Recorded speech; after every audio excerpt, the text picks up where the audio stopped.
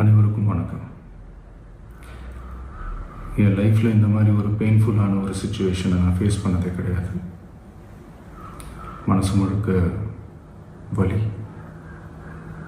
வலி மட்டும்தான். இந்த சுற்றுப்பயணத்தில் என்னென்ன மக்கள் பார்க்க வராங்க, அதுக்கு ஒரே ஒரு காரணம் தான், அவங்க என் மேலே வச்சிருக்கிற அன்பும் பாசம். அந்த அன்புக்கும் பாசத்துக்கும் நான் எப்பவும் கடமைப்பட்டிருக்கிறேன். அதனால தான் இந்த சுற்றுப்பயணத்தில் மற்ற எல்லா விஷயங்களையும் தாண்டி மக்களுடைய சேஃப்டி, அதில் எந்த காம்ப்ரமைஸும் பண்ணிடக்கூடாதுன்றதுக்காக தான் அது என் மனசில் ரொம்ப ஆழமாக இருக்கும் அந்த எண்ணம். அதனால தான் இந்த அரசியல் காரணங்கள் எல்லாத்தையும் தவிர்த்துட்டு ஒதுக்கி வச்சுட்டு மக்களுடைய சேஃப்டி மட்டும் மைண்டில் வச்சுக்கிட்டு அதுக்கான இடங்களை சூஸ் பண்ணுறது, அதுக்கான இடங்களை பார்த்து பெர்மிஷன் கேட்குறது, போலீஸ் டிபார்ட்மெண்ட்டில் அதை ரிக்வெஸ்ட் பண்ணி கேட்போம். ஆனால்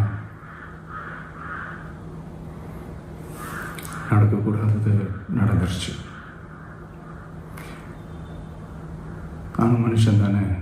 அந்த நேரத்தில் அத்தனை பேர் பாதிக்கப்பட்டு இருக்கும்போது எப்படி அந்த ஊரை விட்டுட்டு என்னால் கிளம்பி வர முடியும்?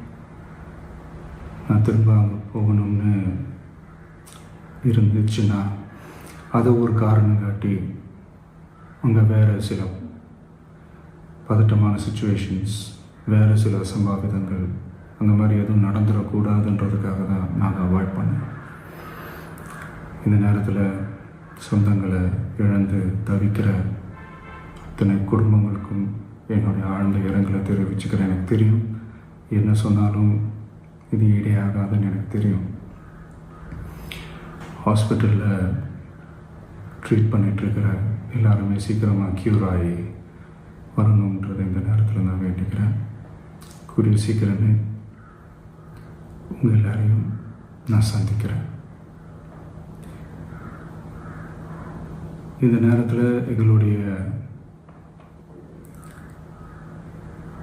வலிகளை, எங்களுடைய நிலைமையை புரிஞ்சுக்கிட்டு எங்களுக்காக பேசின அரசியல் கட்சிகளை சார்ந்த நண்பர்கள், தலைவர்கள் அனைவருக்கும் என்னுடைய நன்றியை தெரிவிச்சுக்கிறேன்.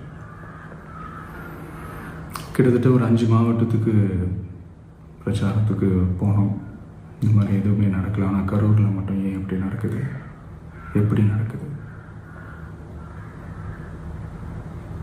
மக்களுக்கு எல்லா உண்மையும் தெரியும். மக்கள் எல்லாத்தையும் பார்த்துக்கிட்டு இருக்கிறாங்க.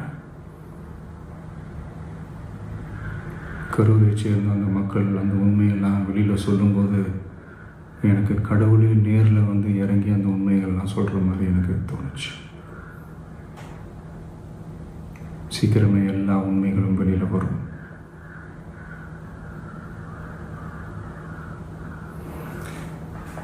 எங்களுக்கு தரப்பட்ட இடத்துல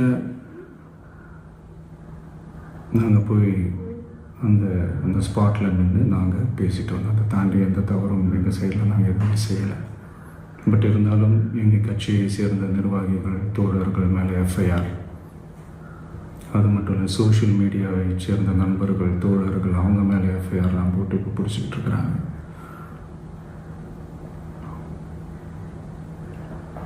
சிஎம் சார்,